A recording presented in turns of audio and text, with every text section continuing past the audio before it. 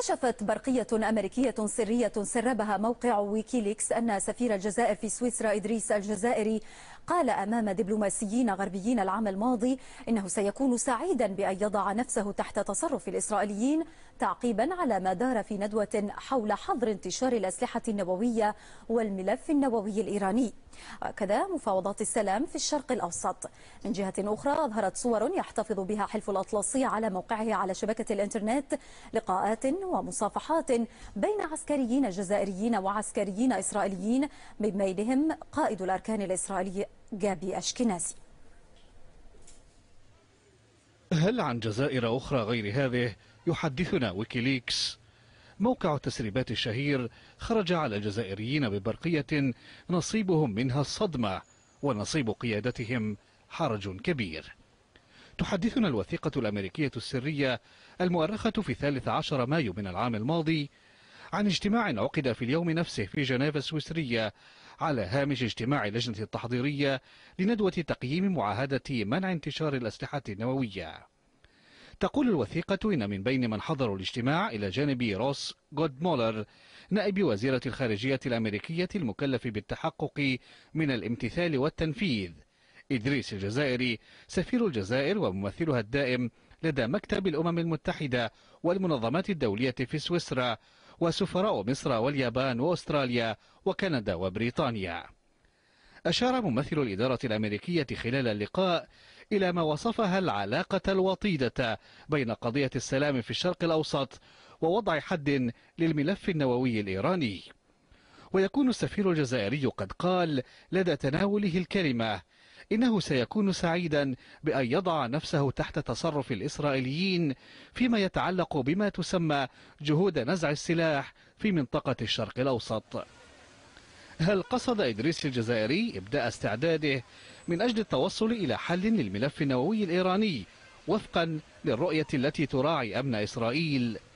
ألم تكن مواقف الجزائر من نزع السلاح مرتبطة بشكل دائم بمواقفها التقليدية والمعروفة إزاء النزاع العربي الإسرائيلي؟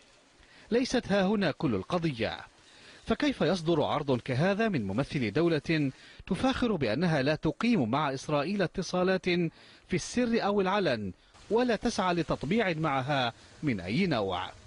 خطورة ما نسب لحفيد الأمير عبد القادر في أنه أول تصريح لدبلوماسي جزائري يسير عكس مواقف بلاده الرسمية، ذلك إذا سلمنا بفرضية المبادرة الشخصية أيا كانت مراميها. أما إذا كان العرض باتفاق مسبق مع الجزائر فذاك تحول دبلوماسي لافت أو مجرد مستور تكشف، فعندها ربما سنكون بصدد ما يصفه البعض نفاقا سياسيا في تعامل الجهات الرسمية الجزائرية مع موضوع العلاقة مع إسرائيل، موقف يجد أصحابه شاهدا في هذه الصور التي تظهر جانبا من لقاءات دورية تجمع في إطار حلف شمال الأطلسي كبار قيادات الجيش الجزائري مع نظرائهم الإسرائيليين. قد لا يصل الأمر إلى حد التطبيع، وربما لم تكن كذلك أيضا هذه المصافحة الشهيرة في أولى سني حكم الرئيس عبد العزيز بوتفليقة.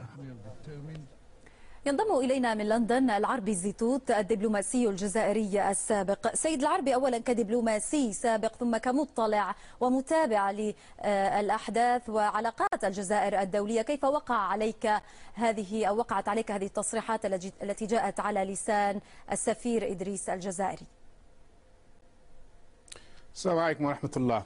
في واقع الأمر أنا كنت أعرف إلى حد ما بهذه العلاقات التي تمتد إلى منتصف التسعينات، ولكن أعرف أنها وقعت صدمة شديدة جدا. تابعت اليوم كثير من التعليقات من القراء الجزائريين على صحف جزائرية، وكانت العديد منهم مشدود إلى صدمة، حتى أن فيهم من طالب بشنق هذا السفير.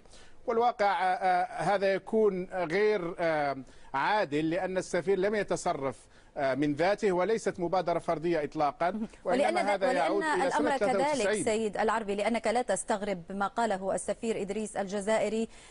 كيف تصف ما قام به؟ ما هي المبررات التي قد تقف وراء هذه التصريحات التي أدلى بها؟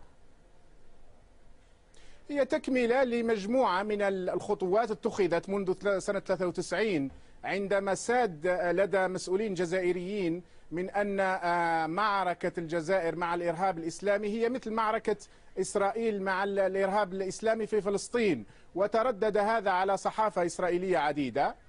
ثم كانت تطبيع رياضي في منتصف 95 سمح به وزير الخارجية 94 بالضبط، وزير الخارجية صالح دمبري، عندما سمحوا للرياضيين الجزائريين بلقاء نظرائهم الإسرائيليين في المنافسات الدولية.